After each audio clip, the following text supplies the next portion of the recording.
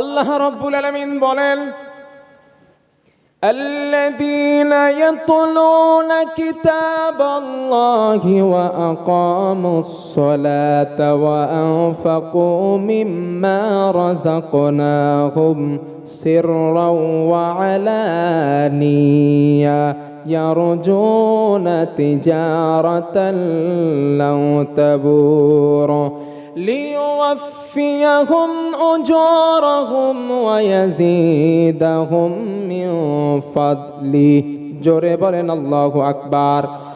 আল্লাহ রাব্বুল আলামিন বলেন, বান্দারে, কোন ইমানদার, কোন মুসলমান, কোন মুত্তাকি নিয়মিত কোরআন তেলাওয়াত করলো এবং নামাজ আদায় করলো, আমি আল্লাহ তাকে যে অর্থ দান করলাম, আমি আল্লাহ রাস্তায় গোপনে প্রকাশ্যে অর্থটা ব্যয় করলো।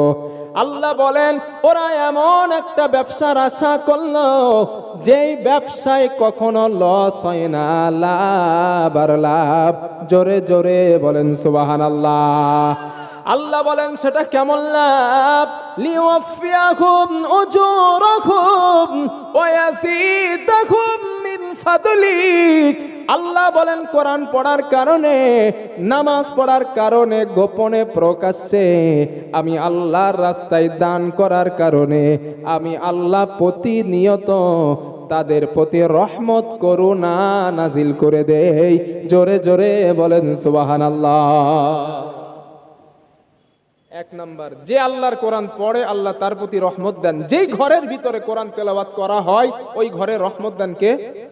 জোরে বলেন আল্লাহ। যেই ব্যক্তি কোরআন পড়েন তার প্রতি দয়া করেন কে? আল্লাহ। ভাইয়া, আমার কিন্তু দম টানছে, আপনি ঠিক করুন সাউন্ড। প্রচন্ড দম টেনে নিচ্ছে, আমি কথা বলতে পারছি না বলো। আর যদি আপনার ডেকোরেটরের উপরে কেউ থাকে তারা ডাকেন, সাউন্ড ঠিক করতে বলেন, না তো আমার পরে যে আছে বাংলাদেশের এসে মাইক ফেলে দেবে বলো। তো এক নম্বরে, যে কোরআন তেলাওয়াত করে আল্লাহ তার প্রতি রহমত দয়া করেন। দুই নাম্বার, আপনাদের গ্রামের কোনো মুচি, কোনো ম্যাথর, কোনো ভ্যান চালক, কোনো রিক্সা চালক, কোনো এভরিথিং, কোনো ব্যক্তি যদি আল্লাহর কোরআন নিয়মিত তেলাওয়াত করে আল্লাহ তাআলা তার প্রতি দয়া, করুণা, রহমত, আল্লাহ তাআলা তার মর্যাদা বাড়িয়ে দেন। কথা বোঝেন নাই? কোন এতিম আর এসির যদি আল্লাহর কোরআন পড়ে আল্লাহ তার মর্যাদা বাড়িয়ে দেন। দলিল হাদিস, নবীজির সাহাবা আমিরুল মুমিনিন মুসলিম জাহানের দ্বিতীয় খলিফা হযরতে ওমর রাদিয়াল্লাহু তাআলা আন, নাফে ইবনে আব্দুল্লাহ নামে এক ব্যক্তিকে উনি মক্কার গভর্নর বানালেন। মন দিয়ে হাদিসটা শোনেন। লাকিয়াহু ওমর বিউসফান। উসফান একটা জায়গার নাম, একটা এলাকার নাম। ওই উসফান নামক এলাকায় হযরত ওমর রাদিয়াল্লাহু আনহুর সাথে আর ওই নাফে ইবনে আব্দুল্লাহর সাথে সাক্ষাৎ। হযরত ওমর রাদিয়াল্লাহু আনহু জিজ্ঞাসা করলেন, নাফে, মান ইস্তাখলাফতা আলা আহলিল ওয়াদি? ও নাফে, মক্কার আশেপাশের গ্রামাঞ্চলের শাসক তোমরা কাকে বানিয়েছো? হযরতে নাফে জবাব দিলেন, আমিরুল মুমিনিন ইবনা আবজা। ইবনা আবজাকে আমরা মক্কার আশেপাশের গ্রাম্য অঞ্চলের শাসক বানালাম। হযরত ওমর জিজ্ঞাসা করলেন, নাফে, মান ইবনু আবজা? ও নাফে, আমি ইবনু আবজাকে চিনি না, তার পরিচয় আমি জানি না, তার সম্পর্কে তুমি আমাকে পরিচয়টা শোনাও। হযরতে নাফে জবাব দিলেন, আমিরুল মুমিনিন, তার পরিচয় হলো হুয়া রাজুলুম মিন মাওয়ালিনা, সে হলো আমাদের একজন মুক্তকৃত গোলাম। কথা শুনতেছেন? সে ছিল আমাদের একজন ঘরের গোলাম। আমরা তাকে আজাদ করে দেওয়ার পর আমরাই তাকে শাসক বানালাম। হযরত ওমর জিজ্ঞাসা করলেন, নাফে, তোমরা এটা কি করলা? একজন ভালো জ্ঞানী বুদ্ধিমান মানুষকে কেন তোমরা শাসক বানালে না? একজন জ্ঞানী মানুষকে কেন শাসক বানালে না? একজন সাধারণ গোলামকে কেন তোমরা শাসক বানালে? হযরতে নাফে জবাব দিলেন, আমিরুল মুমিনিন, ও আমার, ওই গোলামটা কোনো সাধারণ গোলাম না, ওই গোলামটার ভিতরে এমন ভালো ভালো তিনটা কোয়ালিটি রয়েছে, ওই গোলামটার ভিতরে এমন ভালো তিনটা গুণ রয়েছে, যেই গুণগুলো থাকার কারণে আমরা তাকে শাসক বানাতে বাধ্য হলাম। সুবহানাল্লাহ বলেন। হযরত ওমর জিজ্ঞাসা করলেন, নাফে ওই গুণগুলো আমারে বলো। হযরত নাফে জবাব দিলেন, আমিরুল মুমিনিন, এক নাম্বার গুণ, ইন্নাহু লাকারিউল কিতাবিল্লাহ, ওই গোলামটা এক নাম্বার আল্লাহর কোরআনের বিশেষ অভিজ্ঞ ব্যক্তি। জোরে জোরে বলেন সুবহানাল্লাহ। দুই নাম্বার, আলিমুম বিল ফারাইজ, ওই গোলামটা ফারাইজ বিদ্যায় বড় দক্ষ। তিন নাম্বার, কাজিম, লোকটা বিচার জানে খুব ভালো। এক নাম্বার ফারাইজ কোরআনের বিদ্যায় দক্ষ, দুই নাম্বার ফারাইজ বিদ্যায় দক্ষ, তিন নাম্বার বিচার জানে খুব ভালো। এই তিনটা গুণ থাকার কারণে আমরা তাকে শাসক বানাতে বাধ্য হলাম। সুবহানাল্লাহ বলেন। এবার আপনারা বলেন, এই গোলামের ভিতরে কোরআনের জ্ঞান থাকার কারণে মর্যাদা বেড়েছে না বাড়ে নাই? জোরে বলেন, বেড়েছে না বাড়ে নাই? এবার হযরত ওমর কি বললো দেখেন। হযরত ওমর রাদিয়াল্লাহু তাআলা আনহু বললেন, নাফে, আমরা আল্লাহর রাসূলকে বলতে শুনেছি, ইন্না নবিয়াকুম সাল্লাল্লাহু আলাইহি ওয়াসাল্লাম ক্বাল ইন্নাল্লাহা ইয়ারফাউ বিহাযাল কিতাবি আকওয়ামান ওয়া ইয়াদউ বিহি আখারিন। ও নাফে, আমরা আল্লাহর রাসূলকে বলতে শুনেছি, আল্লাহর নবী বলতেন, এই কোরআনের মাধ্যমে আল্লাহ কারো সম্মান বাড়িয়ে দেন, আবার এই কোরআনের মাধ্যমে আল্লাহ কারো সম্মান কমিয়ে দেন।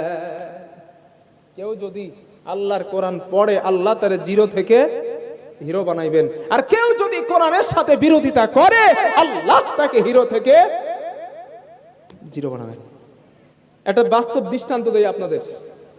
আপনারা বুশের নাম শুনেছেন না? বুশ, হ্যাঁ কিনা বলেন? আমার কথা বুঝতে পারছেন তো আপনারা? বুশ এখন বর্তমান আমেরিকার প্রেসিডেন্ট জো বাইডেন।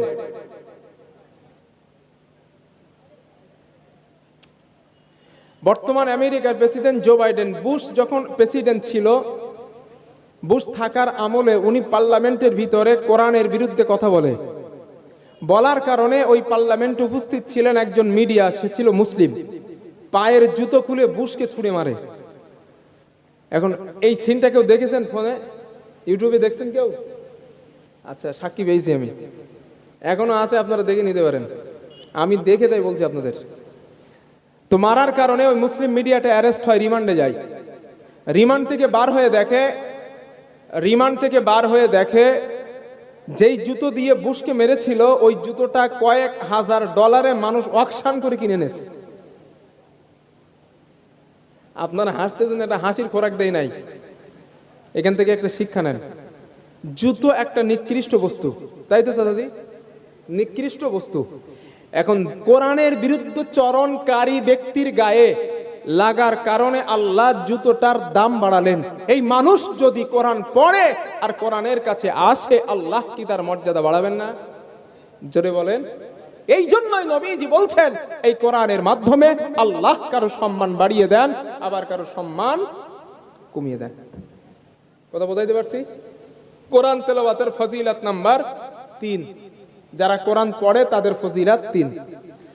আল্লাহর নবী বলেন, ক্বালা রাসূলুল্লাহ সাল্লাল্লাহু আলাইহি ওয়াসাল্লাম, আল্লাহ পাকের নবী বলেন, ইউকালু লিসাহিবিল কোরআন, আল্লাহর নবী বলেন, কিয়ামতের দিন কোরআনওয়ালার সঙ্গে সাক্ষাৎ করে বলবে, হাল তা'রিফুনি, ও আল্লাহর বান্দা তুমি আমাকে কি চেনো? আল্লাহর নবী বলেন, ওই ব্যক্তি জবাব দিবে, না না, আমি কোরআন তোমাকে চিনি না। আল্লাহর নবী বলেন, ওই ব্যক্তি কোরআনকে বলবে, আমি তোমারে চিনি না।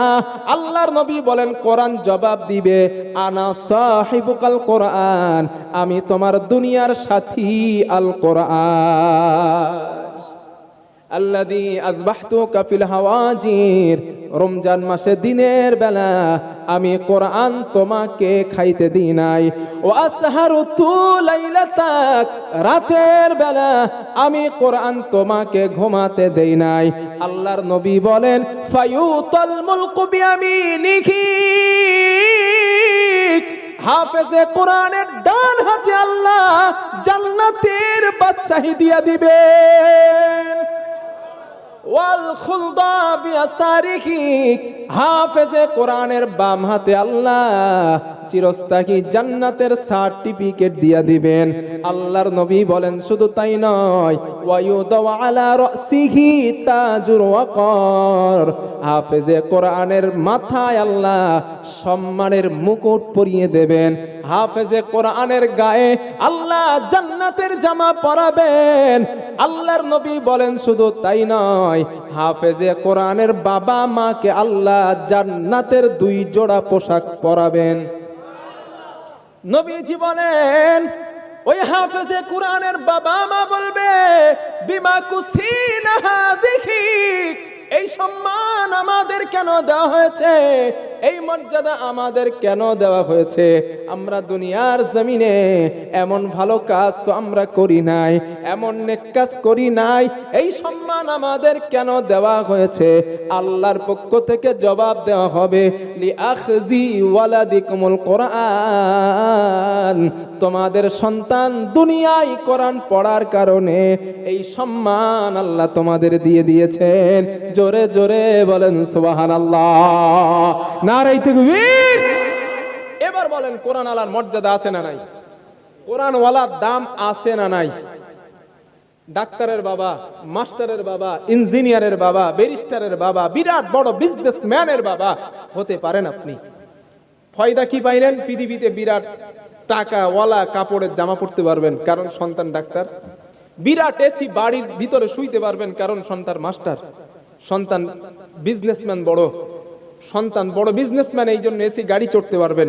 কিন্তু একজন হাফেজে কোরআনের বাবার গায়ে আল্লাহ জান্নাতের জামা পরাইবেন, জান্নাতের জামা পরাবেন।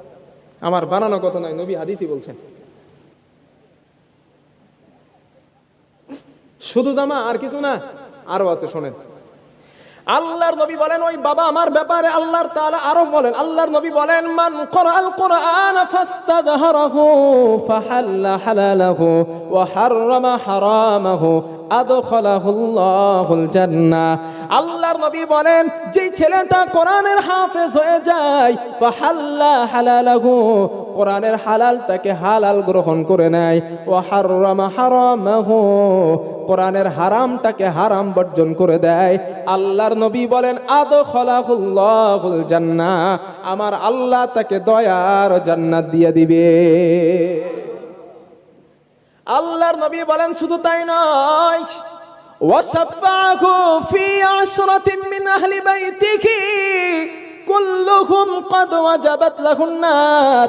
আল্লাহর নবী বলেন ও দুনিয়ার মানুষ শোনো, আমার আল্লাহ ওই কোরআনের হাফেজকে এতটা পাওয়ার দিয়া দিবেন, এতটা সম্মান আমার আল্লাহ ওকে কিয়ামতের দিন দেবেন। ওই কোরআনের হাফেজের পরিবার থেকে 10 জন জাহান্নাম প্রাপ্ত ব্যক্তি, যারা জাহান্নামের টিকিট হাতে পেয়েছে, এমন 10 জন জাহান্নাম প্রাপ্ত ব্যক্তিকে ওই কোরআনের হাফেজ সুপারিশ করে আল্লাহর জান্নাতে নিয়ে যাবে। Can you imagine? ভাবতে পারছেন আপনি? টাকাওয়ালার দাম দুনিয়াতেই শেষ, একজন হাফেজে কোরআনের দাম এখানেও এবং ওখানেও। কোরআনওয়ালার দাম পৃথিবীতে আপনারা নাই দিতে পারেন, কোরআনওয়ালার সম্মান পৃথিবীতে না দিতে পারেন, আপনার কাছে সম্মান না থাকতে পারে, আল্লাহর কাছে কোরআনওয়ালার সম্মান আপনার কোটি টাকার থেকে অনেক বেশি, অনেক বেশি।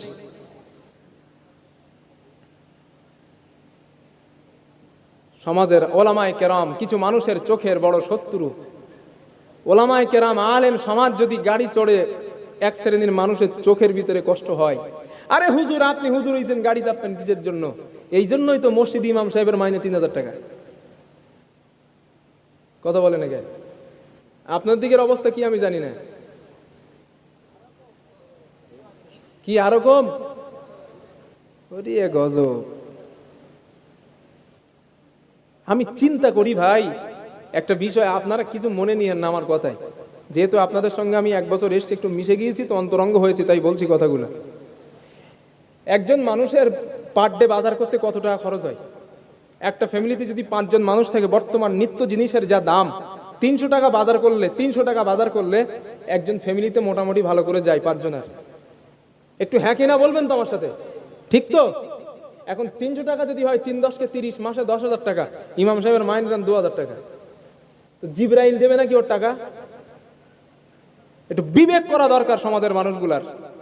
নিজে এসে ঘরে শোয়া, যার পিছনে জান্নাত আর জাহান্নাম নির্ভর করছে, যার পিছনে ঈমান নির্ভর করছে, যার পিছনে 5 ওয়াক্ত ইক্তেদা করছে, সেই মানুষটার মাইনে 2,000 টাকা। লজ্জা লাগা দরকার, শরম লাগা দরকার একটু।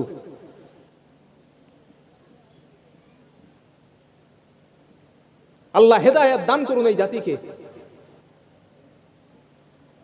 10,000, 20,000, 30,000, 40,000 টাকা দিয়ে আলেম হুজুর আনা যায়, সভা দেওয়া যায়, তাতে সব সমস্যা হয় না। আর ইমাম সাহেবের বেলায় হুজুর 2,000 টাকা নেন, এই দিয়ে সন্তুষ্ট হন আল্লাহর রাস্তে, 5,000 টাকা নেন, এই দিয়ে সন্তুষ্ট হন আল্লাহর রাস্তে।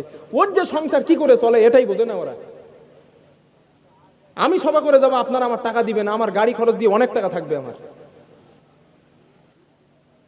প্রয়োজন নেই। 20,000 টাকা দিয়ে হুজুর আমার দাওয়াত করার দরকার নাই ভাই, ওই টাকাটা ইমাম সাহেবের দেন। যার পিছনে 5 ওয়াক্ত আপনার ঈমান নির্ভর করতে, যার উপরে, যার পিছনে জান্নাত আর জাহান্নাম নির্ভর করছে, ওই ইমাম সাহেবের পিছনে 5 ওয়াক্ত ইক্তেদা করছেন আপনি, 5 বার আপনি নামাজ আদায় করছেন, ওই ইমাম সাহেব কষ্ট থাক, আপনারা কি চান? আল্লাহ তাআলা এখানে সম্মান দিয়েছেন। হতে পারে টাকাওয়ালা সম্মান দুনিয়ায়, হতে পারে বাড়িওয়ালা সম্মান দুনিয়ায়, হতে পারে জমিওয়ালা সম্মান দুনিয়ায়। আল্লাহর নবী বলেন না, কিয়ামতের দিন ওই কোরআন ওয়ালার ডান হাতে আল্লাহ জান্নাতের বাদশাহী দিয়ে দিবেন, বাম হাতে চিরস্থায়ী জান্নাতে বসবাসের সার্টিফিকেট দেবেন। নবীজি বলেন শুধু তাই নয়, ওর মাথায় নূরের সম্মানের টুপি মুকুট আল্লাহ পরাইবেন। দুনিয়ায় কেডা সম্মান দিল আর না দিল আসে যায় না। কোরআনের তেলাওয়াতের ফজিলত নাম্বার 4। আমি আপনাদের সামনে আজ কত সময় কথা বলতে পারবো জানি না ভাই, তবে যত সময় পেতেছি বলতেছি, এই বছরে আজকের আমার হয়তো গলা ভেঙে যাবে, হয়তো।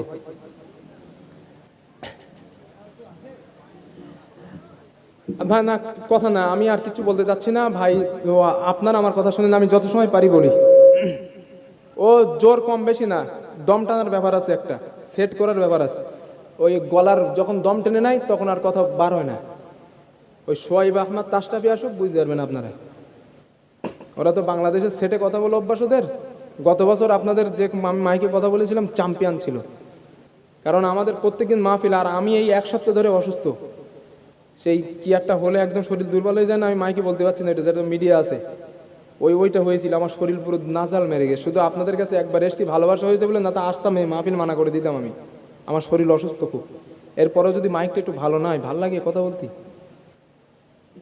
গায়ে যত জোর আছে সব জোর প্রয়োগ করতেছি, তাও হচ্ছে না ভাই। আমার না, আপনারা সবাই কথা বললে হবে না। আমি বলছি, উনি শুনছেন আমার কথা, আমি বলছি, উনি আমার কথা শুনছেন, উনি ঠিক করবেন, আপনারা বললে চলবে না। কোরআন তেলাওয়াতের ফজিলত নাম্বার 4। আল্লাহর নবী বলেন, রাসূল করিম সাল্লাল্লাহু আলাইহি ওয়াসাল্লামের বর্ণনা, আল্লাহ পাকের নবী বলেন, ও দুনিয়ার মানুষ তোমরা শোনো, যারা আল্লাহর কোরআন শেখার জন্য যায় তাদের মর্যাদা কতটা। আল্লাহর কোরআন শেখার জন্য আপনি মসজিদের হুজুরের কাছে গেলেন, মাদ্রাসার হুজুরের কাছে যখন চলে যান, আপনার মর্যাদা আল্লাহ কতটা দেবেন, এই ব্যাপারে আল্লাহ পাকের নবীজির বক্তব্য। আল্লাহর নবী বলেন, ফাওয়াল্লাযী নাফসু মুহাম্মাদিন বিয়াদিক, যেই সত্তার হাতে, যেই আল্লাহর হাতে আমি নবী মুহাম্মাদের প্রাণ, আমি নবী মুহাম্মাদের জান যে আল্লাহর হাতে নিহিত, ওই আল্লাহর নামের কসম করে বলছি, কসম করে বলছি, মা মিন মুতাআল্লিমিন ইখতালিফু ইলা বাবি আলিমিন।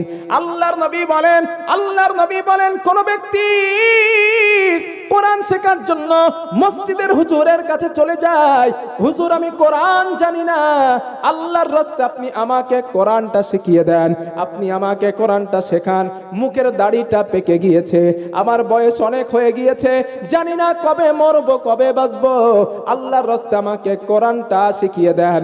আল্লাহর নবী বলেন, ইল্লা কাতাবাল্লাহু লাহু বিকুল্লি কদামিন ইবাদাতা সানাতিন। আল্লাহর নবী বলেন, ও দুনিয়ার মানুষ মানুষ শোনো, যেই মানুষটা কোরআন শিখতে যায় ওর প্রতিটা কদমের বিনিময় আমার আল্লাহ এক এক বছরের নফল ইবাদতের সওয়াব লিখে দেয়। আল্লাহ নবী বলেন 2 নাম্বার, ওয়াকাদামিন মাদিনাতুন ফিল জান্নাত।